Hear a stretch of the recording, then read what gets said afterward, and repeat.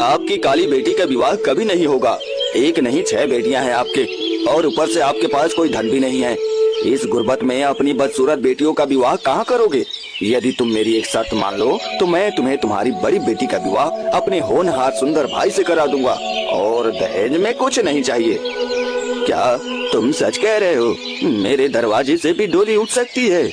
ये तो मैंने सपने में भी नहीं सोचा था। परंतु तुम्हारा भाई उस गांव की सबसे सुंदर रेखा नाम की लड़की से प्रेम करता है, और उनका प्रेम 7 साल पुराना है। कैसे करोगे तुम ये विवाह? इतनी सुंदर प्रेमिका को छोड़ने के बाद कोई मेरी बिल्कुल काली गरीब बेटी से विवाह कैसे कर सकता है? मुझे नहीं यकीन ये विवाह हो सकता है। यदि हो भी गया तो वो मेरी पुत्री को नहीं रखेगा।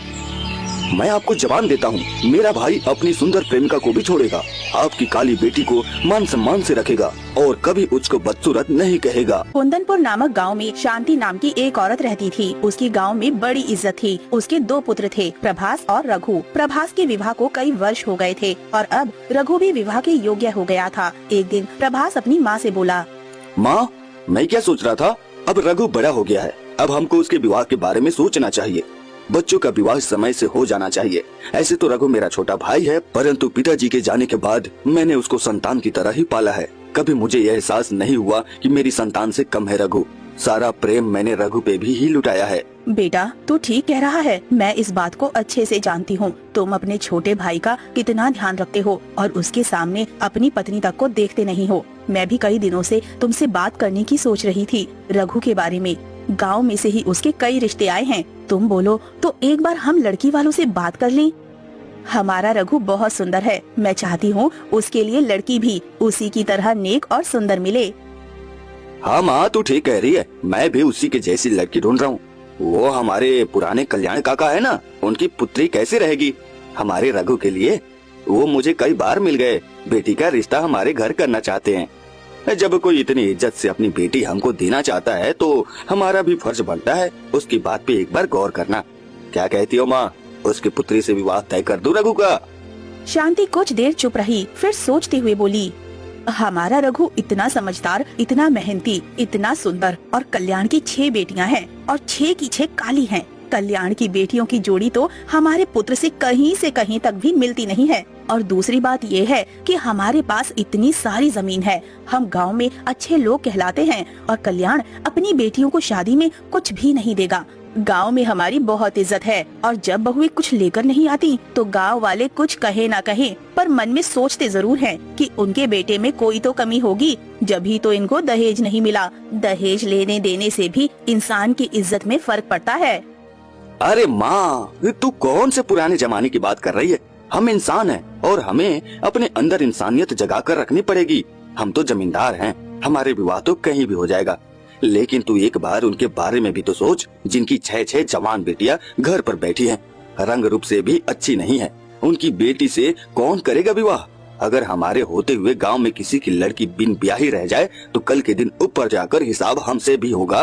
तो अगर हमारा एक बेटा है और वह विवाह की योग्य है तो हम किसी गरीब की बेटी का भला कर सकते हैं, और इससे गांव में हमारी इज्जत कम नहीं होगी बल्कि बढ़ेगी। माँ, बात तो ठीक कह रहा है, लेकिन कभी कभी गांव वालों के बारे में भी सोचना पड़ता है कि हम उनको क्या जवाब देंगे। परंतु तेरी यही इच्छा है तो मैं तेरी इच्छा के विरुद्ध नहीं जाऊंगी।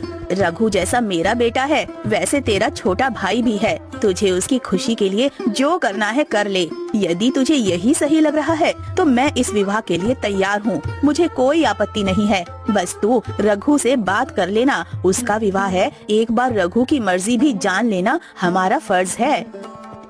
अरे माँ, रघु क्या बोलेगा? तू तो जानती है ना, वह मेरा छोटा भाई है और आज तक उसने मेरे फैसले पर कोई उंगली नहीं उठाई। जो मैं कर दूंगा वह उसी में खुश हो जाएगा, और मैं उसका बड़ा भाई हूँ, उसका बुरा तो नहीं चाहूँगा। मुझे नहीं लगता उसको हमारे इस फैसले से कोई भी आपत्ति होगी।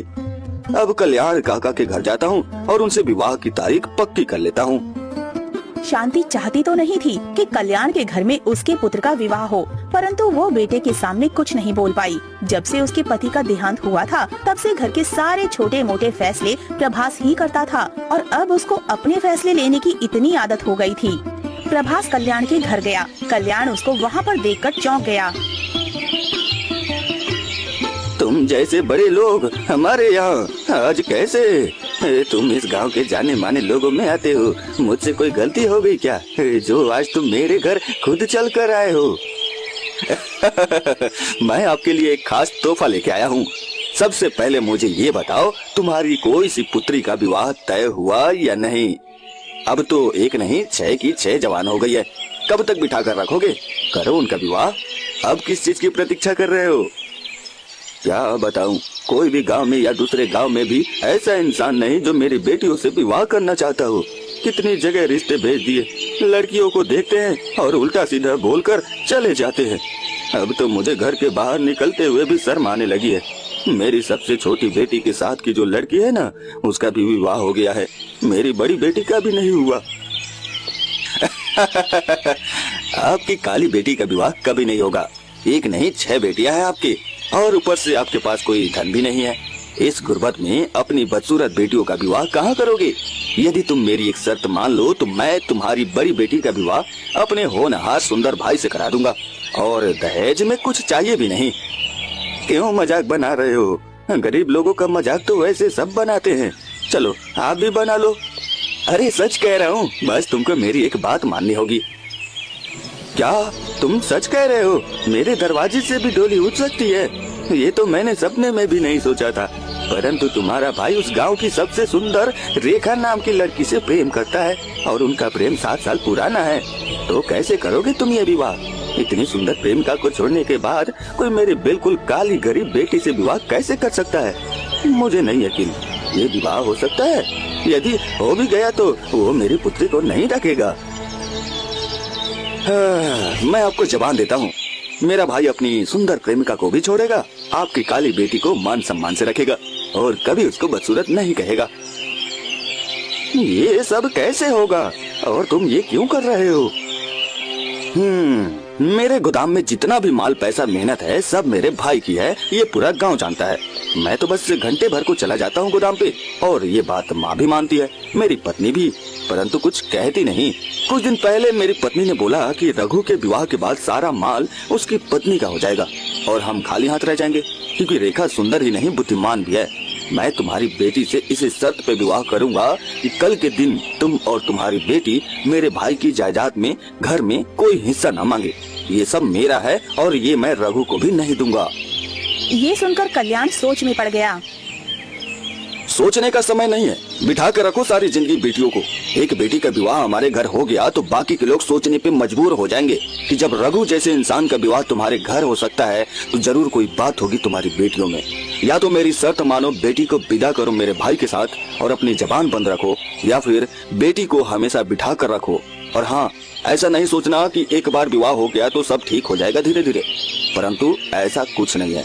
जो मैं करूंगा वही होगा, ये बात अपनी बेटी को भी समझा देना। कभी कल के दिन वो मुझसे जबान न लड़ाए। भूलना मत, आप पर और आपकी पुत्री पे एक बहुत बड़ा एहसान कर रहा हूँ। भड़कने की क्या जरूरत है, ये बात ज्योति को नहीं बताते हैं। उसको सच पता लग गया तो वो खुद ही ये विवाह नहीं करेगी। जब तक जैसे काम चल रहा है चलाते रहो, उधर तुम संभाल लेना, इधर मैं संभाल लूंगा। जो बात हमारे बीच हुई कानो कान किसी को खबर नहीं होगी। तो ठीक है, अभी मैं चलता हूँ। रघु भी इतनी आसानी से हाँ नहीं करेगा, उसको भी मनाना पड़ेगा। आप विवाह की तैयारी करो, अगले महीने तैयार रहना, बारात लेकर आएंगे। आज तक आपके घर से एक भी लड़की की डोली नहीं उठी, इस बार उठवा कर रहेंगे। किस्मत कभी कभी आप जैसे लोगों को भी मौका देती है, ये बात आज आपको समझ में आ ही रही होगी। मैंने तो सपने देखने ही छोड़ दिए थे कि मेरे घर में भी कभी बेटी की बारात आएगी। ऊपर वाले ने पूरी दुनिया की बेटियां मुझे ही दे दी, और अगर दी थी तो इनकी तकदीर और इनको सुंदर बनाता। इनकी काली तकदीर और काले चेहरों ने मेरी पूरी जिंदगी को कालस में पोत दिया है।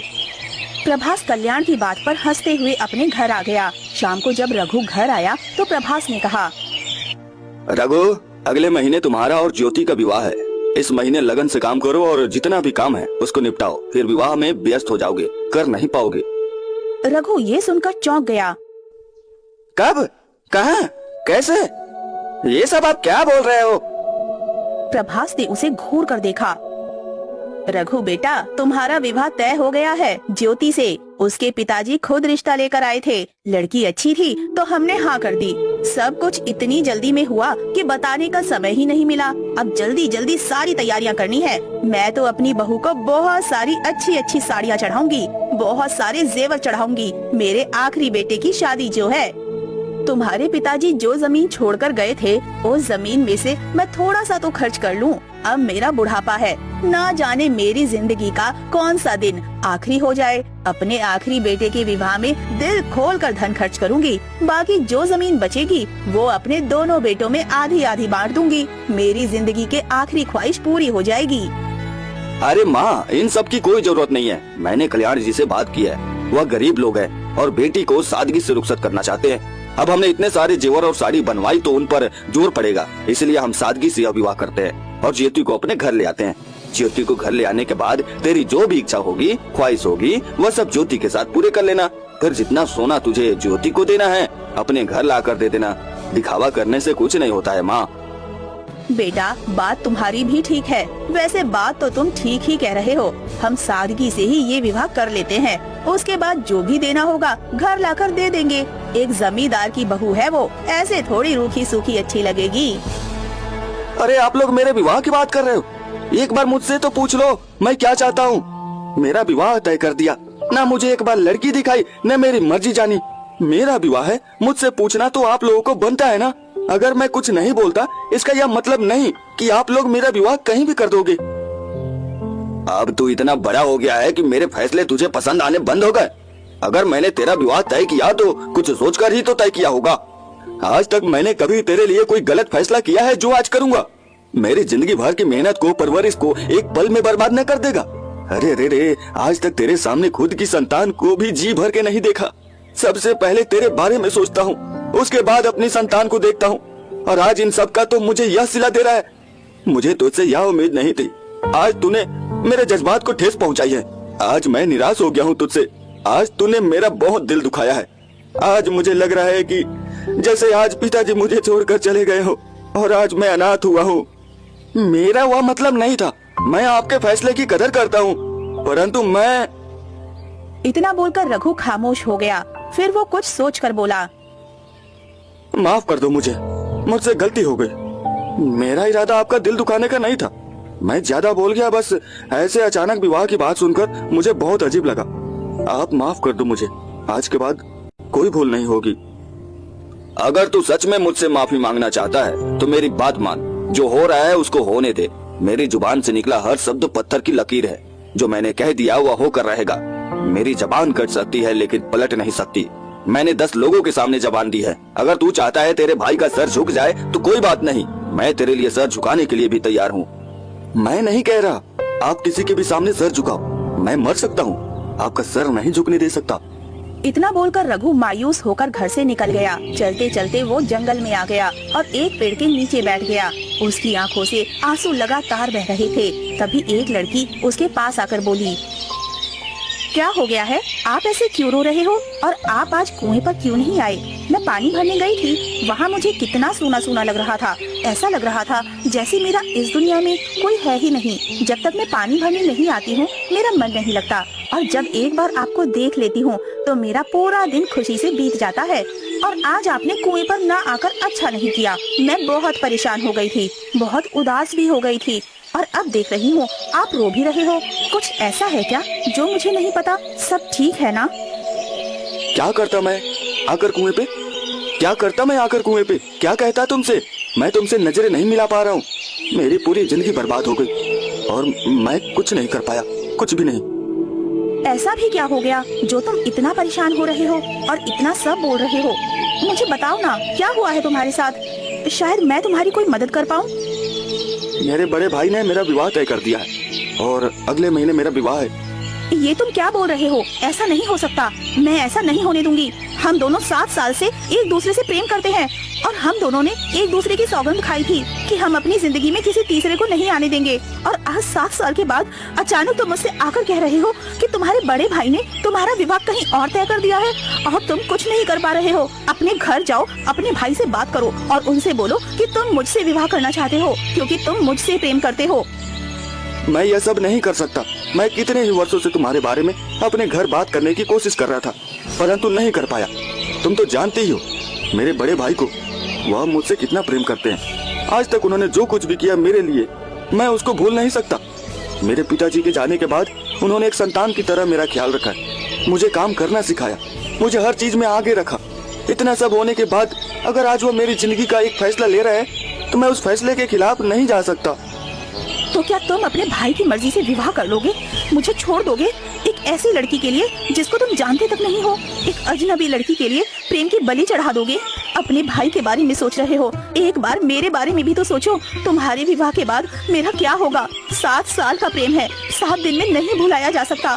जितने आंसू बहा रहे हो ना, उतनी हिम्मत दिखाओ और पालो अपने प्रेम को। प्रेम करना कोई अपराध नहीं है। फिर तुम क्यों अपनी बात अपने घर वालों से क्यों नहीं बोल पा रहे हो? तुम्हें मेरे जज्बात को समझने चाहिए, तुम्हें मुझे सहारा देना चाहिए, और उल्टा तुम मुझ पर भड़क रही हो। तुम जानती हो ना मैं कितना मजबूर हूँ। मैं कुछ नहीं कर सकता, मैं कुछ बोल भी नहीं सकता अपने भाई के सामने। एक बार माँ ने यह फैसला लिया होता तो मैं माँ से बात कर सकता था, परंतु मैं भाई से इस बारे में कोई बात नहीं कर सकता। भाई मेरे बारे में क्या सोचेंगे कि जिस छोटे से बच्चे को पाल पोस कर उन्होंने बड़ा किया, वह उनके सामने डटकर खड़ा हो गया। मेरे भाई ने 10 लोगों के सामने जुबान दी है, और अगर भाई जुबान से फिर गए तो अब बेइज्जती भी भाई की नहीं मेरी होगी। और मैं अपने भाई का सर झुका हुआ नहीं देख सकता, चाहे उसके लिए मुझे अपनी जान ही क्यों न देनी पड़े। अब मुझे सब कुछ समझ में आ गया है। हमारा 7 साल का प्रेम कोई मायने नहीं रखता। तुम्हारा भाई ही तुम्हारे लिए सब कुछ है। मुझे ऐसा लगा था कि एक न एक दिन तुम मेरा साथ जरूर दोगे, लेकिन तुम मेरे लिए कुछ नहीं कर पाए। मैं ही बेवकूफ थी जो इतने साल से तुमसे प्रेम करती आई हूँ। अब जब तुमको विवाह करना ही है अपनी भाई की मर्जी से, तो जाओ, मैं तुमसे कुछ नहीं कहूँगी। रेखा रोते हुए अपने घर की ओर चल देती है और रघु का विवाह कुछ ही दिनों में हो जाता है। ज्योति दुल्हन बनकर घर आ जाती है। रघु जैसे ही ज्योति को देखता है, उसके दिल में एक टीस उठती है। गांव की सबसे सुंदर लड़की को छोड़कर भाई ने सबसे काली लड़की से विवाह करा दिया। पर कोई बात नहीं, काले गोरे भी ऊपर वाले के ही बनाए हुए हैं। अब बस मैं इस विवाह को दिल से निभा लूं, यही मेरी ख्वाहिश है। मैं कभी भी अपने पुराने प्रेम को याद न करूं। ज्योति को ही सब कुछ समझाऊंगा। आज से ज्योति ही मेरी सब कुछ है। दिन बीत जाते हैं और एक दिन प्रभास घर आता है और रघु से कहता है, रघु, अब तुम्हारा विवाह हो गया है। अब मैं चाहता हूँ हम दोनों अलग अलग घर में रहे। तुम खेतों वाली जमीन में जाकर रहने लगो और मैं यहीं रहूंगा, और माँ को भी ले जाओ। मुझे इसी घर में आपके साथ रहना है। मैं आपको छोड़कर कहीं नहीं जाऊंगा। और आप मुझसे क्यों अलग होना चाहते हैं? मैं कभी आपसे अलग नहीं होऊंगा। हाँ, रघु ठीक कह रहा है। क्यों घर अलग अलग करना चाहता है? अभी 20 ही दिन हुए हैं विवाह को, लोग क्या कहेंगे? माँ, जाने दे इसको। ये सारी जिंदगी मेरे पीछे ही चलेगा तो कुछ नहीं कर पाएगा। अब समय आ गया है, इसको अकेले चलना चाहिए। मैं जानता हूँ ये अकेले नहीं चल पाएगा, इसलिए तेरे साथ इसको भेज रहा हूँ, ताकि तेरे साथ ये अकेला ना समझे खुद को। अभी आप तीनों खेतों वाले घर में जाओ। मैं कल से नए घर की नींव रख रहा हूँ। कुछ ही दिनों में घर बन जाएगा, इसमें रहना आप दोनों। ऐसा घर बनाऊंगा कि गाँव वाले देखते ही बोले ये बराबर बराबर दोनों भाइयों के घर है। तो ऐसा बोलना कि तू घर फिर से बनवाना चाहता है, और तू हमें जिस घर में भेज रहा है उस घर में भैंसे बंधा करती थी तुम्हारे पिताजी के समय में। उसमें कैसे रहेंगे हम लोग इतने दिन? अरे माँ, ज्यादा मजदूरों को लगाकर जल्दी बनवा दूंगा। अब जल्दी जाओ, मिस्त्री आते ही होंगे। तेरी पत्नी को भी भेज दे, वो अकेले यहाँ क्या करेगी? माँ, वो कुछ दिनों के लिए अपने मायके जा रही है। ये बच्चों के साथ अपने घर रह लेगी। आप तीनों उस घर में रह लो, मैं यहीं रहकर काम करवाऊंगा। शांति छोटे बेटे और बहू के साथ घर छोड़ देती है और उस भैंसों वाले घर में आकर रहने लगती है। बहुत मुश्किल था उस घर में रहना, परंतु बेटे ने घुट्टी ऐसी पिलाई थी कि उसको शांति क्या, छोटे बेटे और बहू भी नहीं समझ पाए। ये एक साजिश है। अगले दिन रघु दिन के समय में ही घर वापस आ गया। क्या हुआ बेटा, आज जल्दी घर आ गया? अभी तो गया था और वापस भी आ गया। तेरी तबीयत तो ठीक है ना? कहीं तुझे बुखार तो नहीं हो गया? जब से काम करना शुरू किया है आज तक कभी भी आधे दिन से घर वापस नहीं आया। आज दिन में ही कैसे वापस आ गया? मेरी तो समझ में नहीं आ रहा ये क्या हो रहा है। मैं गोदाम में गया था पर वहाँ ताला लगा हुआ है। भैया का भी कोई अता पता नहीं है। मैं अपने घर पर गया था, पुराने वाले घर, लेकिन वहाँ पर भी ना भैया है ना भाभी है। और तो और उस घर में भी जो हमारा घर था उसमें अब दूसरी फैमिली रह रही है। जो गांव का बड़ा जमींदार है उसने मुझसे कहा कि यह घर अब उसने खरीद लिया है और आज से जमींदार ही उस घर में रहेगा। और भैया यहाँ से शहर चले गए भाभी को लेकर। ये क्या बोल रहे हो? दिन में सपने तो नहीं देखने लग गए हो? ऐसा कैसे हो सकता है? वो जमींदार पागल तो नहीं हो गया? कुछ भी बोल रहा है। भला मेरा बेटा और बहू क्यों गांव छोड़कर जाएंगे? मेरे बेटे की बहुत इज्जत है गांव में, इतनी के किसी की नहीं होगी। मुझे लगता है ये जमींदार पागल हो गया है। तू उसके पास जा और उसको बोल मेरा बेटा उसी के जैसा एक और घर बनाना चाहता है ताकि उसमें मेरी छोटी बहू और बेटा रह सके। वो जमींदार जरूर नींद में होगा जो ऐसे बोल रहा है। चल तू मेरे साथ, मैं चलकर उस जमींदार को देखती हूँ और उसकी अकल ठिकाने लगाती हूँ। अब कुछ नहीं होगा माँ, मैं गया था जमींदार के पास, मैंने उससे बात करने की कोशिश की। वो बस एक ही बात बोले जा रहा है, ये घर उसको मेरे ही भाई ने बेच दिया है। इतना ही नहीं, उसके 2 लोगों ने मुझे जमकर धमकाया और घर से बाहर निकाल दिया। उन लोगों का कहना है कि वह घर उन्होंने खरीदा है और जमींदार ने मुझे हमारे घर के कागज भी दिखाए हैं। भैया ने सच में वह घर उनको बेच दिया है। ये नहीं हो सकता, प्रभास को बुला कर ला, मैं उससे बात करती हूँ। ये सब उसने क्यों किया? ऐसी भी क्या मजबूरी थी उसने जो घर बेचना पड़ा उसे? कहीं मेरे बच्चे पर किसी का कर्ज तो नहीं हो गया था? कभी उसने डर के कारण मुझे बताया ही ना हो और चुपके से घर बेच दिया हो। कौन सी कर्जे की बात कर रही है माँ? अभी परसों ही मैंने भाई को इतने सारे पैसे दिए हैं। भाई ने बोला था सारा गोदाम का सामान बेचकर पैसे लाने को। भाई बोल रहे थे उनको बड़ी जगह से सामान लाना है गोदाम का, इसलिए बहुत सारे पैसे चाहिए। मुझे लगा आज आ गया होगा सारा सामान।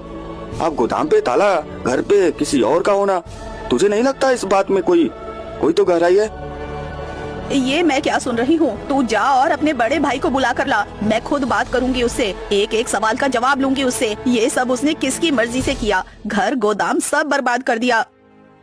पूरे गांव में भाई को ढूंढ कर आ रहा हूँ, भाई का कोई अता पता नहीं है। यदि भाई गांव में होते तो कहीं न कहीं तो मिलते ना, वो गांव में है ही नहीं।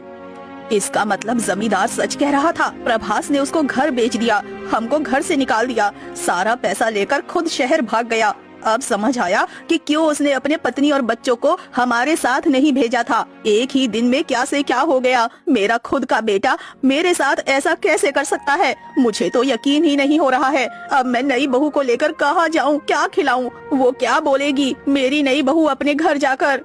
माँ जी, आप मेरी चिंता मत कीजिए, आप लोग मुझे जैसे रखेंगे मैं रह लूंगी, आपसे कभी कोई शिकायत नहीं करूंगी।